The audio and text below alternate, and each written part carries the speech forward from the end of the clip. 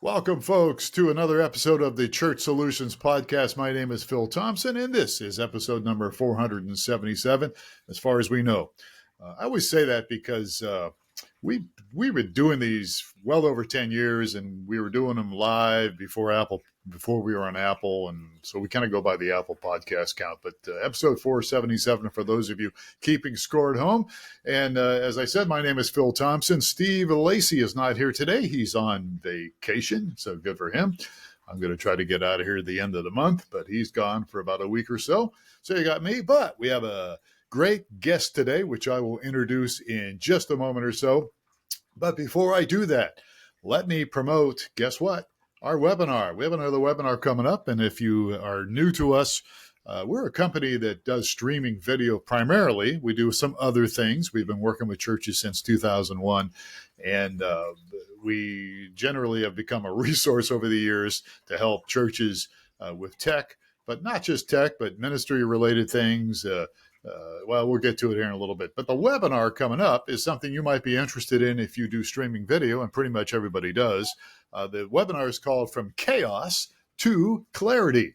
Failure-proof your stream.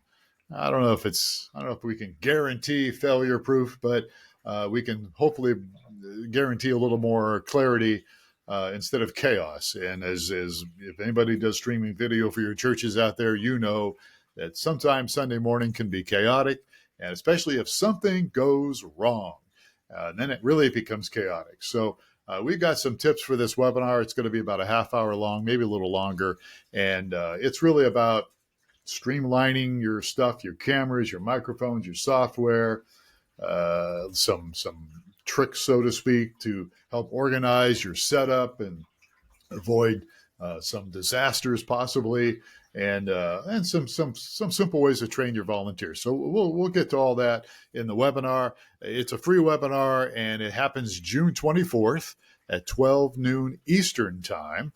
And so sign up at webinar.streamingchurch.tv. It's free, and if you can't make it, sign up anyhow, because you'll get a recorded copy of the webinar.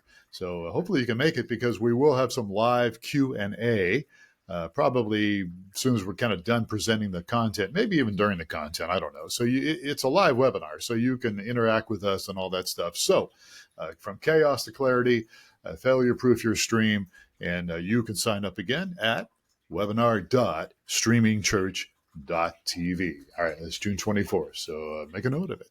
All right, so today's guest is a passionate advocate for biblical stewardship with over 5 decades of experience in ministry and consulting. He served on the staff of Campus Crusade for Christ for over 18 years, and dedicated 13 years of those to developing fund development initiatives, and raised over $150 million for worldwide ministry. And he does speaking, writing, consulting. He inspires and equips people to live as faithful stewards, experiencing the joy and abundance that comes from aligning your life with God's purposes. And his latest book, it's called Intentional Living and Giving, shows a radically and even a different path, maybe, one that's really more of a selfless stewardship and joyful giving. It really will help readers discover how aligning their resources with God's plan will bring greater fulfillment and joy, and make a difference not only in your own life, but in the difference of other people's lives. So without further ado, let's welcome Larry W. O-Nan to the Church Solutions Podcast. Larry, how are you today? I'm doing fine, Phil. Thanks a lot for the invitation to join you today. I'm glad to chat with you. Well, yeah, it's a pleasure to meet you and chat with you. You're out there in Southern California, so we didn't have to struggle too much with a time difference, although we kind of did because I got confused. But so, Larry, I'm going to call you Larry, if that's okay. Oh, absolutely. You've been in ministry for a long time, and I thought what we would talk about today would be stewardship, but I want to kind of approach it maybe from a little different angle. I was in ministry for a long time. I retired from pastoral stuff. I was bivocational the last several years, and in the end of 2020, with us doing streaming video here, it just got really busy. And so it was a good time for me to resign as an executive pastor of a church I was a part of. So I have been working with churches like you for a long time.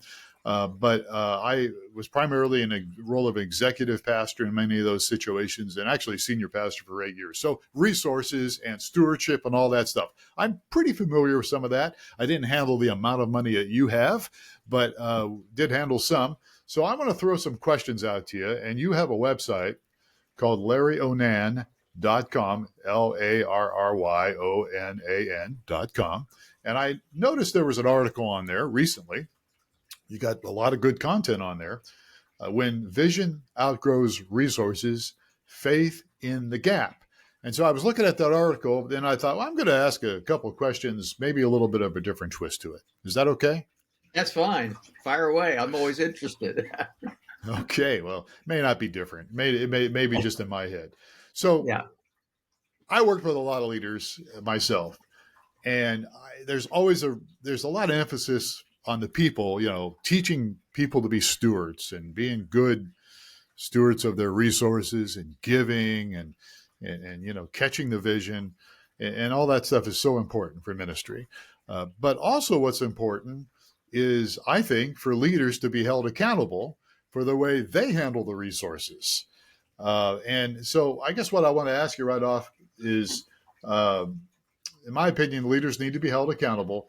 How do you suggest you hold leaders accountable? And this question comes not to put leaders down, but to protect them, because we have a lot of pastors listening to this podcast. And the last thing, I hate it when there's a problem, when something happens and there's some scandal or something in the church. So this is more of a question to help protect leaders. But what do you suggest when it comes to how to handle accountability for those in leadership when it comes to handling the resources that come to them?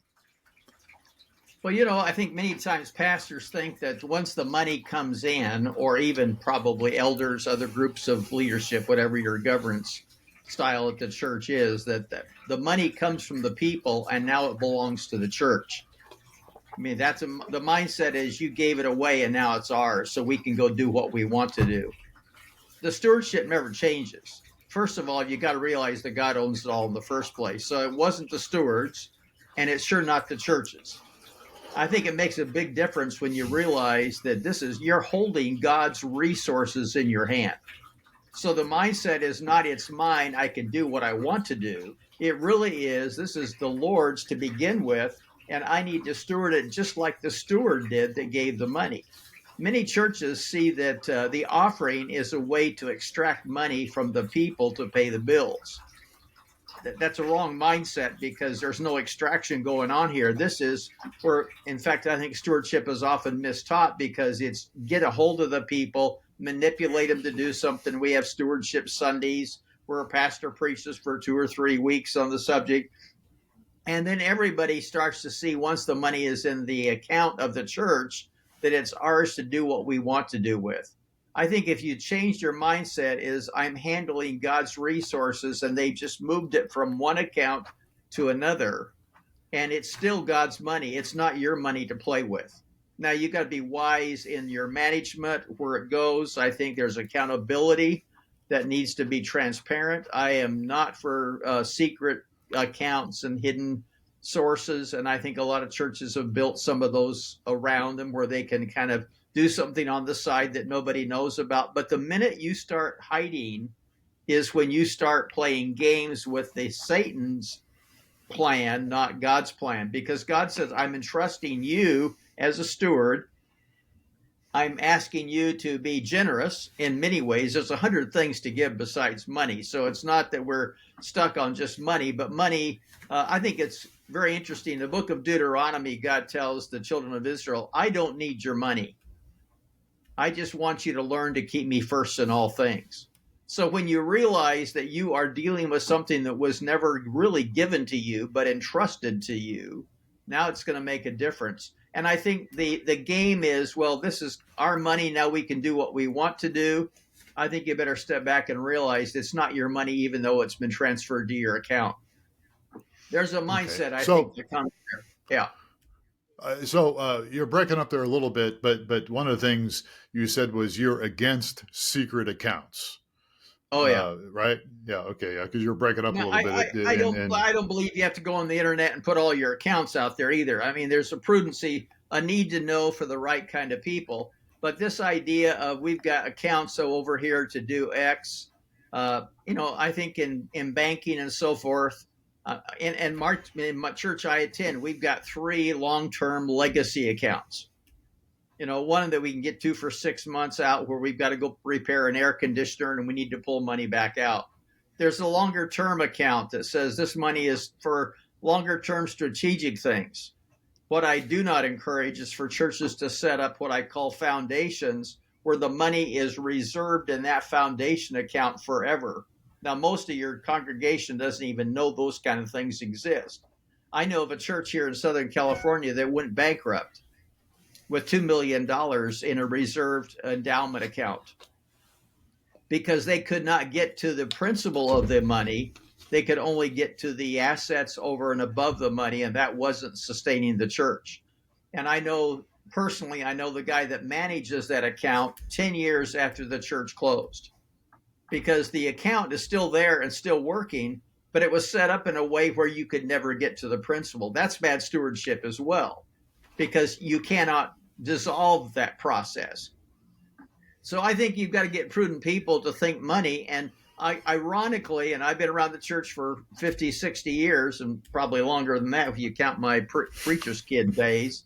But it seems like the people that have got numbers as their game are often in charge of money, and sometimes they're spiritually immature to handle that job.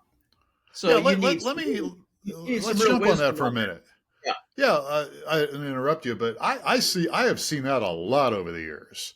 That there's a church here in town, a local church here in town, that was really a lot of things were going on in the 70s with it, and then they started to prosper, and then they put these business guys in charge, these Christian business guys in charge, and man, it went south in a hurry.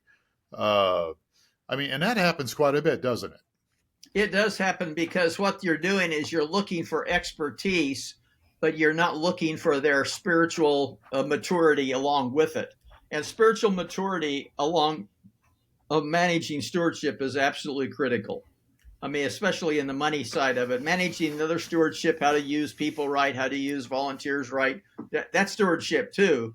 But in the area of money, sometimes we put CPAs or people with extreme experience in that area, and they really are not ready to lead a Bible study, let alone be managing the resources, because they're viewing money as something, it's a commodity that they can play with.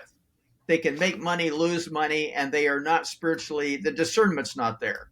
And I've seen churches collapse over the wrong people managing money because even the pastor and the leaders sometimes lose their control of doing the wise things because you've got accountants and CPAs.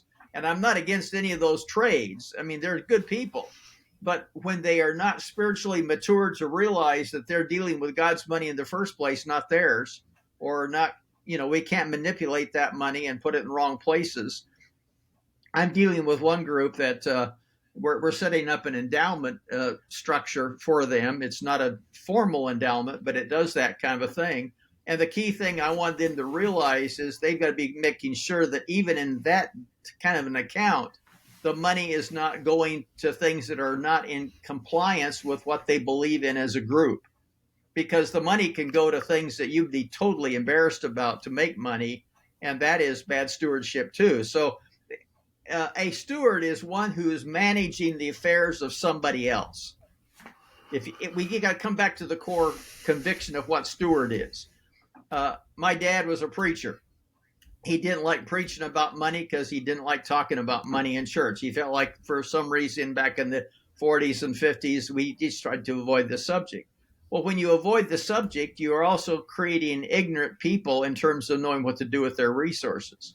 And I always thought, I was 29, 30 years of age, and I thought stewardship meant 10% of my money going to the church or going to the Christian cause. equated it that way. And almost everything I read and studied back in those days was get the money flowing from the people. So stewardship equaled money. What I discovered in the study I had to go through, and there's a whole little history of that, I discovered, man, this has really very little to do about money. In the book, Intentional Living and Giving, there's one chapter, probably 16 or 17 in the back of the book, that says you were expecting a book on or a chapter on money, so here's your chapter on money. That's the only time I bring up the subject of money, because stewardship is not about money. It's about managing the affairs of somebody else. That's all it's about. And if you get that mindset in your mind, you create lifestyle stewardship, because now I'm managing his affairs. He wants me to act like him. Scripture says, let's make man in our image. God is a giver. Part of what our image is to replicate what God does. He gives. He wants us to be a giver, so he wants us to be generous. He also wants us to ask. That's a third element of this whole principle. And the asking is not only asking of him, but asking of others. A while back, I spoke at a men's breakfast, and there was about 40 men there. They had a good time. They dismissed at the end of my little talk with them. And everybody left the room and walked out the door to go do something else. That would be very typical. It was time for it to be over. 2 people were responsible for cleaning up the mess, bussing the tables, picking up after themselves and all that. Ironically, if they had said at the very end, before you leave, could you help us bust the tables, clean up, put the things where they belong, and in 5 minutes we can all be out of here. Probably 80% of the men in that meeting would have stayed around if they knew and felt like they were asked to help. So God wants us to be asking him. That's prayer. It doesn't need, he already knows what we need, but he wants us to be conversing with him, and he wants us to be asking others. So asking is a very key part of that. Another element of stewardship is understanding the law of the harvest. A farmer cultivates and prepares land before he ever plants. And then he stays with it to the time of the harvest, and it's always 6 to 9 months after the harvest is planted. So it takes a while for that harvest to come. To speak on, say, stewardship for 3 weeks in a year at a church, you're not preparing the people. You're just asking them to give harvest, and you're never helping them understand the cultivation process of the harvest. So there's a lot of ignorance. And so what do people do when that pitch comes? They hold on to their wallets more tightly because they don't want to give up something, because you never equipped them as a disciple in how to handle their resources, their time, their talent, their treasure, anything that goes on in life. And of course, I like the best part of this whole principle is once God sees that he can trust me as a steward, he has an abundant supply to give to me, but he's not going to waste it. You know, if I had a cup of coffee in front of me right now, I could say, let's fill it to the brim.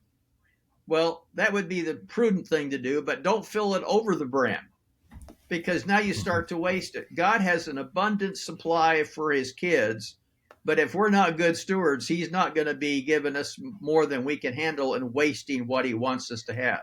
So he will give it to us as we are learning to be faithful in our stewardship. And it's not a game of God owes it to me. He doesn't owe me anything, but he wants me to enjoy and work as a steward and enjoy the pleasure of what he's got for me. So it's a process. And I think a lot of times churches get it down to thinking stewardship is money. Therefore, we've got to figure out how to get more money from the people. And it can come in all kinds of forms. There's capital campaigns. There's things that you do need to do, and it does take money to run. But if you don't have maturity at the helm of thinking about how to utilize that stewardship, you could have some real messes. I've seen more messes of bad stewardship than maybe more than I've seen good examples. Yeah, unfortunately, that's true. One of the things that I found when I was in ministry was if we taught at least once a year a course on stewardship, and again, it wasn't just about money, but it was about handling your resources as people. I found that to be a real important thing, as you were just saying a little bit earlier about, nobody teaches about stewardship, so it's all about giving, but it's more than giving. So I Well, found that if you could the teach a church is course really once a blessed year. today, Phil, with some good products. You can go to Compass, you can go to Crown, you can go to Peace University. There are places where they're helping you manage money. And when I started doing this, those organizations did not exist. They're new on the scene since then.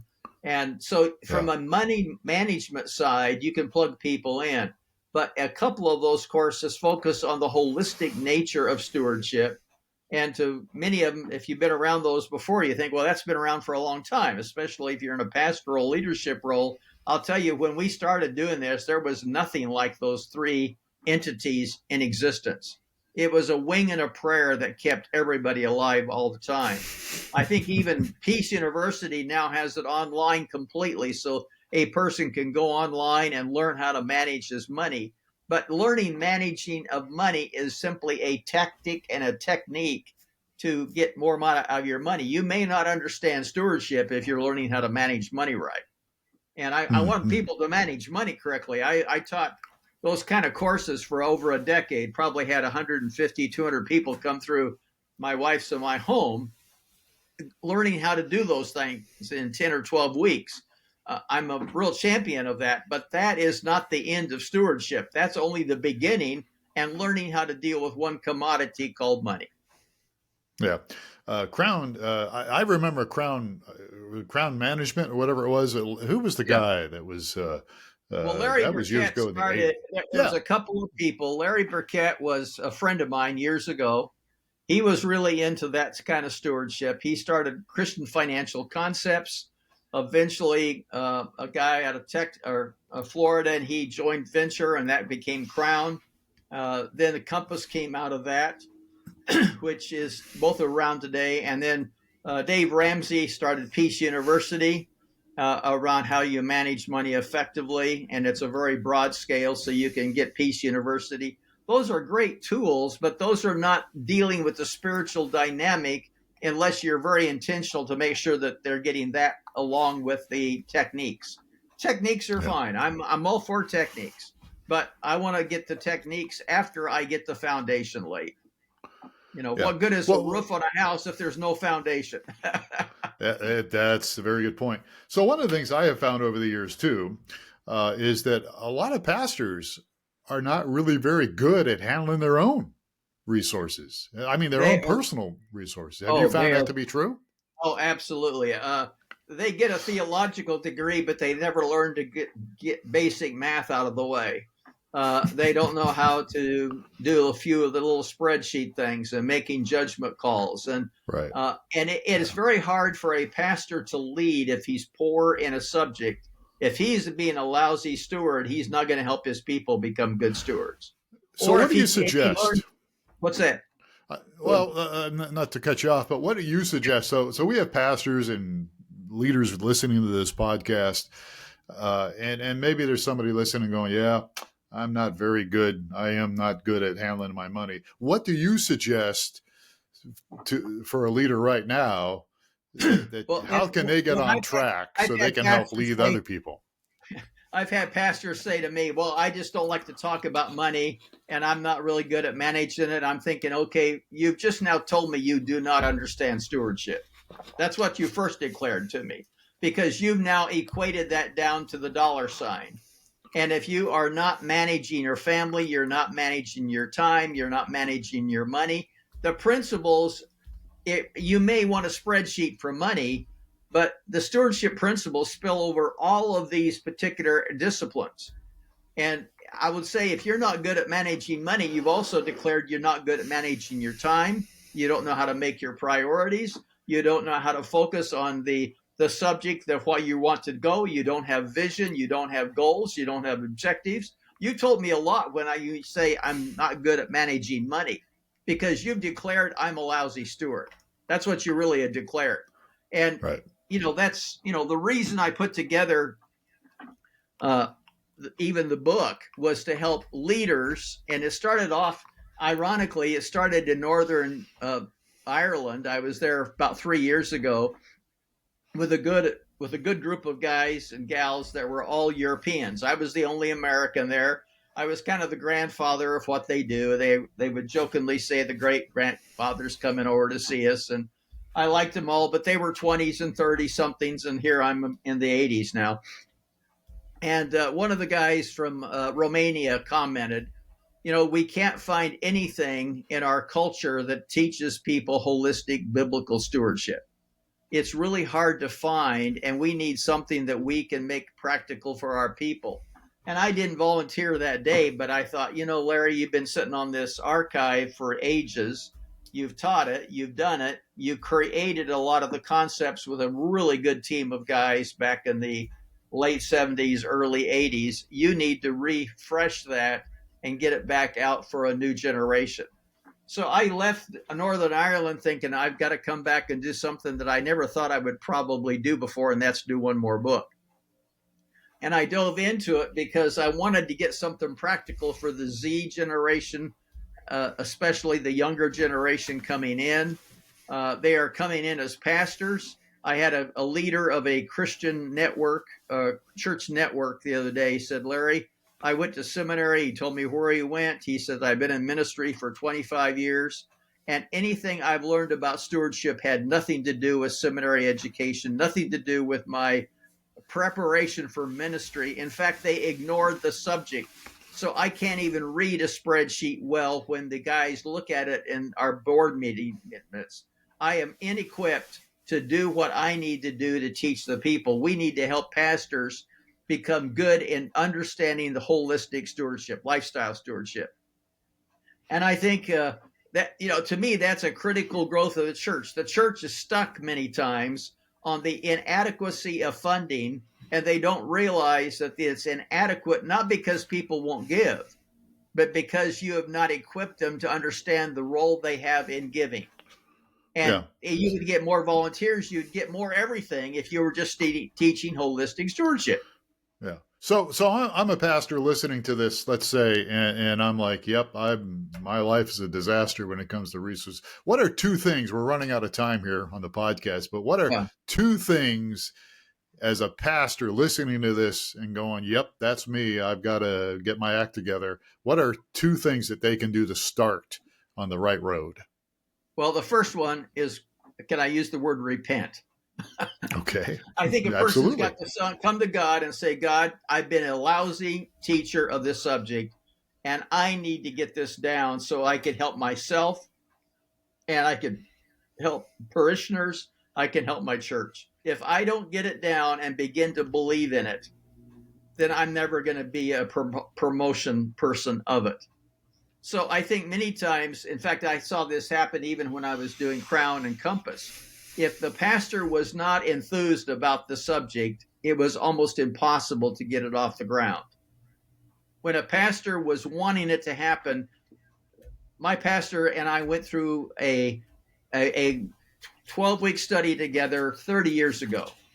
He says, if I don't do this myself and experience what we're talking about, I will not be able to help other people do it. So there's a repenting, and in there saying, I need to take a fresh look at what stewardship is. Now, I will tell you that intentional living and giving is a good handbook for them to start.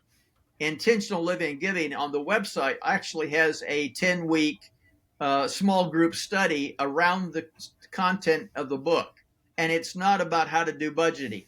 It's not into the other realms. I don't like to replicate what somebody else is doing really well.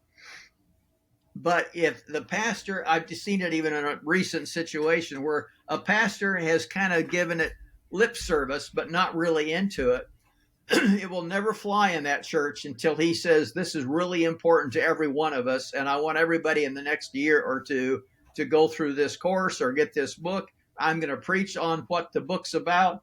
I'm not saying preach about what Larry O-Nan said, but if you get the principles, they're all biblical. It's connecting 5 principles together, because any one principle can be manipulated to be deception. And I have a whole chapter on deception because our church is full of deceptive theology all over the place. And most of the time, it's there to benefit somebody else. If I teach this theology, my church is going to grow and I get bigger numbers. I'm going to get more money for my thing. Everything is about the deception side. And I want the parishioner to be able to evaluate deception and see it happen live before him, whether it's on television Right. or a radio or a podcast or in front of the church. The people, the stewards, can actually figure out deception themselves. So there's principles to look at that. So I'm really wanting to say, repent, get your act together, and then start helping people get into the thing that will probably transform their life the most of anything. This is transformation on steroids. And that's why I put it together, so that I can help anybody in any church. And as the pastors that are probably listening, they are the kingpin, the hinge that's going to make that happen in their church or not.